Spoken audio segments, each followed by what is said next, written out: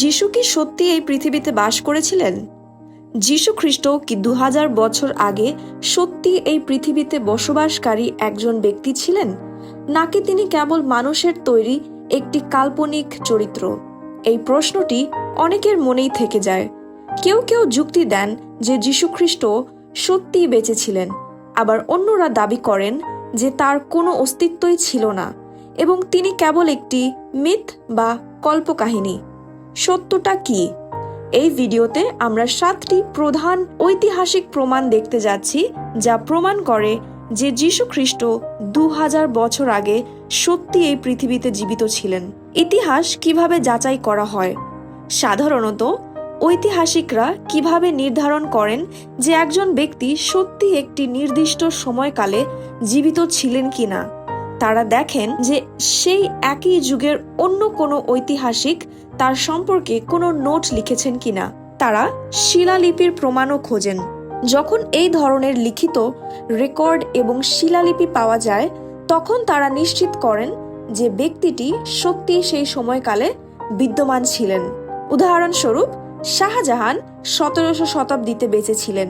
তিনি একজন রাজা ছিলেন এবং আমরা জানি যে তিনি তাজমহল তৈরি করেছিলেন। ঐতিহাসিকরা কিভাবে নিশ্চিত করেন যে এটা সত্য? তারা পরীক্ষা করে দেখেন যে 1700 শতাব্দীতে বসবাসকারী অন্যান্য ঐতিহাসিকরা শাহজাহান সম্পর্কে কোনো নোট বা শিলালিপি লিখে গেছেন কিনা।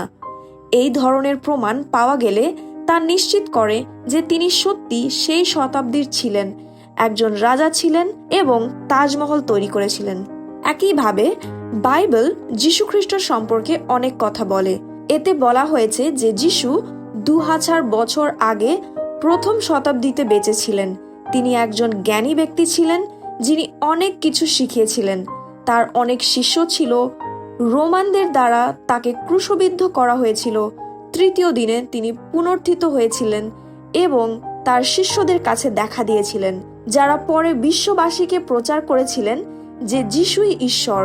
এই দাবিগুলো সত্য কিনা তা জানার জন্য আমরা যাচাই করতে পারি যে প্রথম শতাব্দীতে বসবাসকারী অন্যান্য ঐতিহাসিকরা ঠিক যে সময় যিশু বেঁচে ছিলেন বলে বলা হয় তার সম্পর্কে কিছু লিখেছেন কিনা। বাইবেলের সাথে তাদের ঐতিহাসিক লেখার তুলনা করে আমরা নিশ্চিত হতে পারি যে যিশু সত্যি বেঁচে ছিলেন কিনা। ইতিহাস পরীক্ষা করলে দেখা যায় প্রথম শতাব্দীর অনেক ঐতিহাসিক সত্যি যিশু খ্রিস্ট সম্পর্কে অসংখ্য নোট লিখেছেন এবং এর সবগুলোই বাইবেলের সাথে পুরোপুরি মিলে যায়। এই রেকর্ডগুলোর মাধ্যমে আমরা বুঝতে পারবো যে যিশু খ্রিস্ট সত্যিই বেঁচে ছিলেন এবং বাইবেলে উল্লেখিত সবকিছুই ঐতিহাসিক সত্য। আসুন আমরা সেগুলো এক এক করে দেখি। 7টি ঐতিহাসিক প্রমাণ। প্রথম, ফ্লেভিয়াস জোসেফাস। জোসেফাস ছিলেন প্রথম শতাব্দীর একজন ইহুদি ঐতিহাসিক, যিনি জেরুসালেমের ধ্বংস সহ ইহুদিদের ইতিহাস লিপিবদ্ধ করেছিলেন। 93 খ্রিস্টাব্দে লেখা একটি বইয়ে তিনি যিশু খ্রিস্ট সম্পর্কে কিছু কথা লিপিবদ্ধ করেন। আসুন দেখি তিনি কি বলেছেন। প্রায় এই সময়ে যিশু নামে একজন জ্ঞানী ব্যক্তি বাস করতেন। তার আচরণ ভালো ছিল এবং তিনি পুণ্যবান বলে পরিচিত ছিলেন। আর ইহুদি এবং অন্য জাতির মধ্যে থেকে অনেকেই তার শিষ্য হয়েছিলেন। পিলাত তাকে ক্রুশবিদ্ধ করে হত্যার নির্দেশ দেন, কিন্তু যারা তার শিষ্য হয়েছিলেন তারা তার শিষ্যত্ব ত্যাগ করেননি। তারা জানিয়েছিলেন যে ক্রুশবিদ্ধ হওয়ার 3 দিন পর তিনি তাদের কাছে আবির্ভূত হয়েছিলেন এবং তিনি জীবিত ছিলেন। সেই অনুযায়ী সম্ভবত তিনি সেই মসীহ যার সম্পর্কে ভাববাদীরা বিস্ময়কর কথা বলেছেন। জোসেফাস যা লিখেছেন তা বাইবেলের সাথে পুরোপুরি মিলে যায়। বাইবেলও বলে যে যিশু একজন জ্ঞানী ব্যক্তি ছিলেন। তার অনেক শিষ্য ছিল। পিলাতের দ্বারা তিনি মৃত্যুদণ্ডে দণ্ডিত হয়েছিলেন, ক্রুশবিদ্ধ হয়েছিলেন, তৃতীয় দিনে পুনরুত্থিত হয়েছিলেন এবং তার শিষ্যদের দ্বারা মসীহ হিসাবে পরিচিত হয়েছিলেন। জোসেফাসের লেখা বাইবেলের ঐতিহাসিক নির্ভুলতা প্রমাণ করে। দ্বিতীয়, যিশুর ভাই এবং মহাযাজক। এই একই জোসেফাস বাইবেলের আরও 2টি গুরুত্বপূর্ণ চরিত্র সম্পর্কে লিখেছেন, যিশুর ভাই যাকব এবং মহাযাজক হানানিয়া। তার রেকর্ডে জোসেফাস উল্লেখ করেছেন যে মহাযাজক হানানিয়া যিশুর ভাই জাকবকে সানহেড্রিন মহাসভার সামনে নিয়ে এসেছিলেন, যেখানে তাকে পাথর ছুঁড়ে হত্যার নির্দেশ দেয়া হয়েছিল। এ থেকে আমরা বুঝতে পারি যে বাইবেলের চরিত্র জাকব এবং মহাযাজক হানানিয়া সত্যি ইতিহাসে বিদ্যমান ছিলেন। তৃতীয়, থালাস। থালাস ছিলেন একজন সামেরীয় ঐতিহাসিক। আমরা বাইবেলে অনেক জায়গায় সামরিয়া সম্পর্কে পড়ি এবং তিনি ছিলেন সেখানকার একজন মানুষ যিনি প্রথম শতাব্দীতে বেঁচে ছিলেন। তার লেখায় যীশুখ্রিস্ট, তার ক্রুশরোপণ এবং তার ক্রুশবিদ্ধ হওয়ার সময় পৃথিবী অন্ধকারে ঢেকে যাওয়ার ঘটনার উল্লেখ রয়েছে। পরে সেক্সটাস জুলিয়াস আফ্রিকানাস নামে আরেকজন ঐতিহাসিকও থালাসের লেখার কথা উল্লেখ করেন। এই ঐতিহাসিকদের মাধ্যমে আমরা নিশ্চিত করতে পারি যে ক্রুশে যীশুখ্রিস্টর মৃত্যু এবং হঠাৎ করে পৃথিবীকে ঢেকে ফেলা অন্ধকার সত্য ঘটনা। চতুর্থ, ট্যাসিটাস। ট্যাসিটাস ছিলেন প্রথম শতাব্দীতে বসবাসকারী আরেকজন ঐতিহাসিক লেখক। তার লেখায় যীশুখ্রিস্ট সম্পর্কে নোট রয়েছে, পাশাপাশি রোমান সম্রাট নিরো এবং কিভাবে তিনি খ্রিস্টানদের নির্যাতন করেছিলেন সে সম্পর্কেও রেকর্ড রয়েছে। রোমে একটি বিধ্বংসী অগ্নিকাণ্ডের পর নিরো ধ্বংসের জন্য খ্রিস্টানদের মিথ্যা দোষারোপ করেন, তাদের বিরুদ্ধে মিথ্যা অভিযোগ আনেন এবং তাদের নিষ্ঠুর নির্যাতনের শিকার করেন। ট্যাসিটাস এই করুণ ইতিহাস লিপিবদ্ধ করেন এবং তা করতে গিয়ে যীশুখ্রিস্ট সম্পর্কে লেখেন।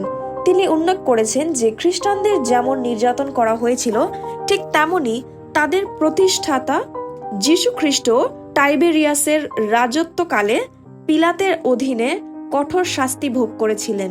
এটি নিশ্চিত করে যে টাইবেরিয়াসের শাসনামলে পিলাতের দ্বারা যিশুকে ক্রুশবিদ্ধ করা হয়েছিল এবং যিশুর শিষ্যরা চরম নিষ্ঠুরতা ও ক্লেশের সম্মুখীন হয়েছিলেন। কিছু লোক দাবি করে যে খ্রিস্টানদের ক্লেশ, কষ্ট এবং শহীদ হওয়ার বাইবেলের গল্পগুলো খ্রিস্ট ধর্মের প্রতি সহানুভূতি অর্জনের জন্য তৈরি করা কল্পনা কাহিনী। তবে ইতিহাস নিশ্চিত করে যে এটা কোনো বানানো গল্প নয়, বরং একটি সত্য ঐতিহাসিক ঘটনা। খ্রিস্টানরা সত্যি তাদের বিশ্বাসের জন্য জীবন দিয়েছিলেন এবং কষ্ট সহ্য করেছিলেন। পঞ্চম ঐতিহাসিক মারাবার সেরাপিয়ন। তিনি প্রথম শতাব্দীর একজন সিরীয় দার্শনিক ছিলেন। জীবনের দুঃখ কষ্ট সহ্য করার জন্য তার ছেলেকে উৎসাহিত করার উদ্দেশ্যে তিনি একটি চিঠি লিখেছিলেন, যাতে বিশ্বের মহান দার্শনিকদের এবং তাদের ভোগ করা কষ্টের বিবরণ ছিল। বিশেষ করে সক্রেটিস এবং পাইথাগোরাসের উল্লেখ ছিল। তাদের সাথে সাথে তিনি যিশু সম্পর্কেও লিখেছিলেন। আসুন দেখি তিনি কি লিখেছিলেন। সক্রেটিসকে হত্যা করে এথেন্সবাসীরা কি সুবিধা পেয়েছিল? বিচার হিসেবে তাদের উপর দুর্ভিক্ষ ও মহামারী নেমে এসেছিল। নিজেদের জ্ঞানী রাজাকে অর্থাৎ যিশুকে মৃত্যুদণ্ড দিয়ে ইহুদিরা কি সুবিধা পেয়েছিল? ঠিক এর পরপরই তাদের রাজ্য বিলুপ্ত হয়েছিল। আমরা জানি যে 70 খ্রিস্টাব্দে রোমানদের দ্বারা জেরুসালেম শহর ধ্বংস হয়েছিল। তিনি সেই ধ্বংসের কথা উল্লেখ করছেন। তার নোটগুলো আরও নিশ্চিত করে যে যীশুখ্রিস্ট সত্যিই বেঁচে ছিলেন। এরপর আমরা দেখব ইহুদি তালমুদ। তালমুদ হলো একটি ইহুদি গ্রন্থ। বাইবেলের জন্য আমাদের যেমন ধারাভাষ্য রয়েছে, তেমনি তালমুদ ইহুদি ধর্মগ্রন্থের ধারাভাষ্য হিসেবে কাজ করে। অনেক ইহুদি শিক্ষক এবং রাব্বিদের দ্বারা লেখা এই গ্রন্থে যীশুখ্রিস্ট সম্পর্কে নোট রয়েছে। এতে কি বলা হয়েছে? এটি দাবি করে যে যিশু জাদুবিদ্যা অনুশীলন করেছিলেন এবং ইসরায়েলিদের বিপদগামী করেছিলেন। আমরা যখন নতুন নিয়ম পড়ি তখন আমরা দেখি ফরিসি এবং সদ্দুকিরা প্রতিনিয়ত যিশুর বিরোধিতা করেছে। তার উপর ভূত থাকার এবং শয়তানের শক্তির মাধ্যমে অলৌকিক কাজ করার অভিযোগ এনেছে। তালমুদ এই দাবি করে এর প্রতিফলন ঘটায় যে যিশু মানুষকে বিপদগামী করার জন্য জাদুবিদ্যা ব্যবহার করেছিলেন। তাদের এই শত্রুতাপূর্ণ রেকর্ডগুলো অজান্তেই নিশ্চিত করে যে যীশুখ্রিস্ট সত্যিই বেঁচে ছিলেন এবং এটি প্রমাণ করে যে তিনি সত্যি অলৌকিক কাজ করেছিলেন। সপ্তম, ফ্লেগন। সপ্তম ঐতিহাসিক ফ্লেগন। ফ্লেগন ছিলেন প্রথম শতাব্দীতে বসবাসকারী আরেকজন ঐতিহাসিক।